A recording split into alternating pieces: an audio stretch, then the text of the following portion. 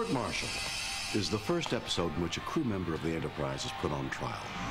Courtrooms are great storytelling settings. Spock on trial in the Menagerie and in Turnabout Intruder.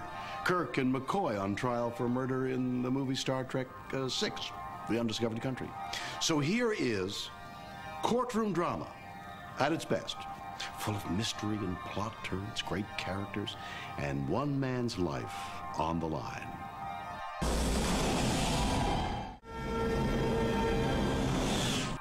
Now here's a game of connect the dots for you. The writer of this episode, Don Mankiewicz, wrote an excellent movie, also a courtroom drama, called Trial, which coincidentally featured Elisha Cook Jr., the man who plays Kirk's defense attorney. Cook had a memorable role in The Maltese Falcon and has appeared in countless films. He's usually a bad guy or a fall guy or a murderer. You may recognize Percy Rodriguez, the actor who plays Commodore Stone. He appeared in the TV sci-fi film Genesis 2, as well as several appearances in the original TV series Mission Impossible.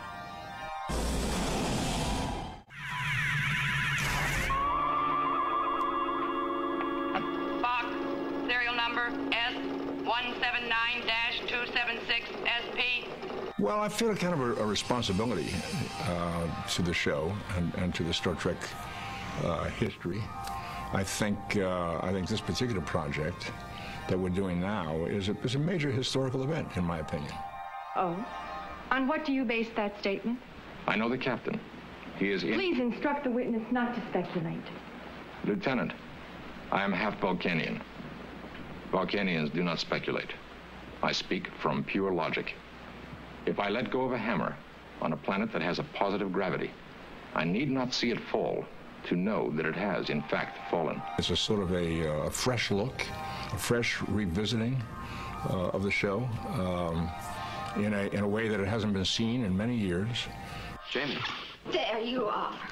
I just wanted one more look at you, the man who killed my father. That's not so. He was my friend. Your friend!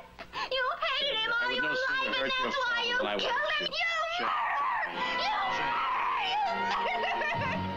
New prints, footage restored, commentary. I think it's an important event, and I've decided that I'd like to be part of it. I think that probably that's the reason that all of us from the original show are doing this, because it's meaningful. Now look, Jim. Not one man in a million could do what you and I have done. Command a starship.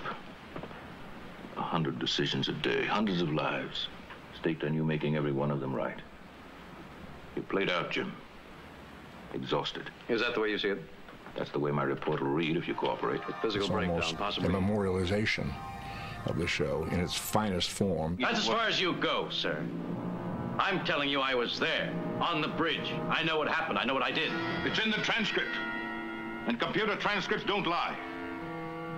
Now, I'm telling you, Captain, either you accept a permanent ground assignment or the whole disciplinary weight of Starfleet Command is going to light right on your neck. And I think for a lot of people who've been hearing about Star Trek for many years and never paid much attention, I think it'll be an eye-opener.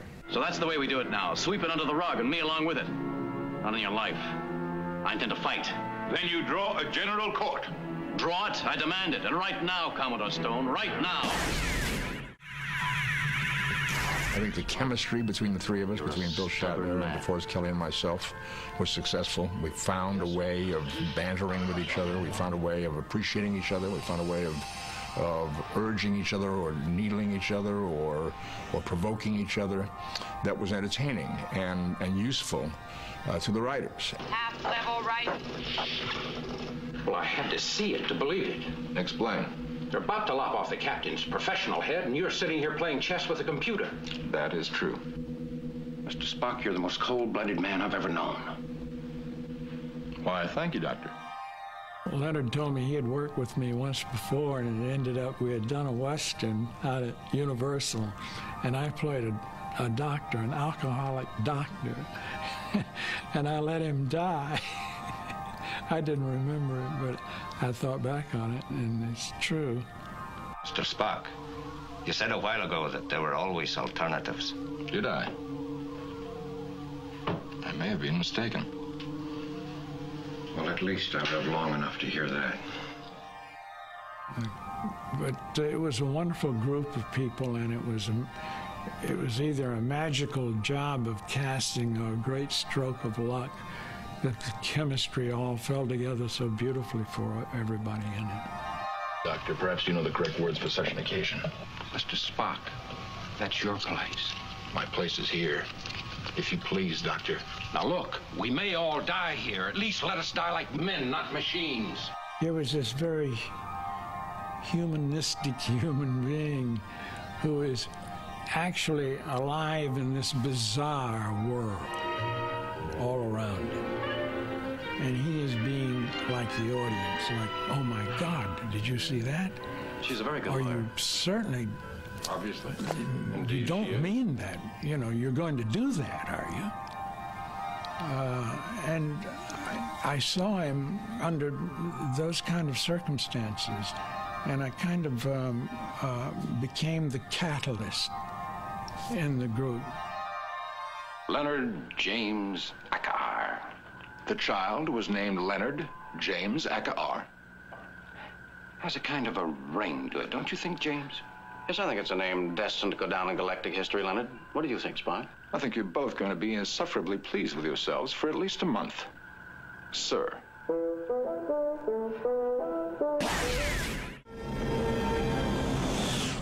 Star Trek's continuing journey is to explore the two sides of human nature, intellect and emotion. It continues in this episode in its most familiar guise. McCoy and Spock each represent a side. McCoy rants loudly against the circumstances conspiring against Kirk, while Spock proceeds logically to find a way out of the situation. What Spock discovers has to do with one of the ongoing themes of Star Trek, how we can be humbled when our belief in technology comes tumbling down around our human and Vulcan ears.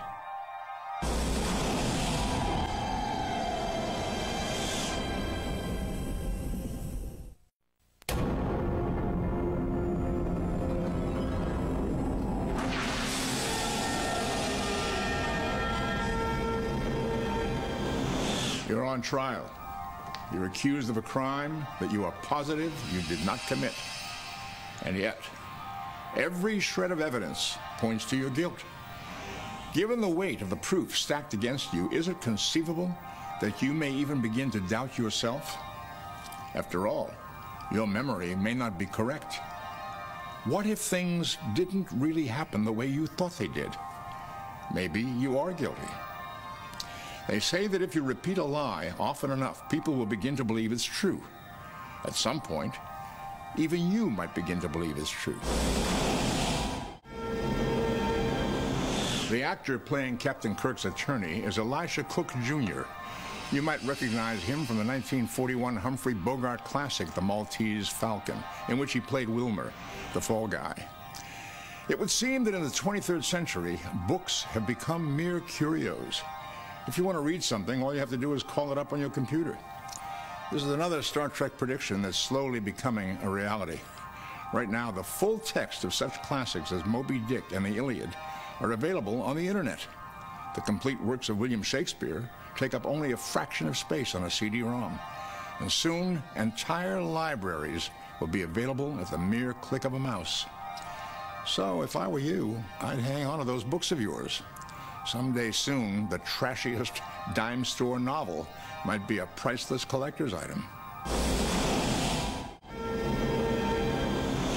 Ben Finney used his knowledge of the Enterprise computers to alter the ship's log, implicating Captain Kirk. In 1967, when this episode aired, that may have been considered science fiction. Today, it's science fact. In an age where computer programmers are perfecting digital humans, it's conceivable that we may soon see perfect computer copies of ourselves, down to the smallest pore. And if that digital you were to fall into the wrong hands, well, you might be accused of all kinds of things. Right now, criminals are using computers and color printers to forge currency. Industrial espionage has become the domain of computer hackers.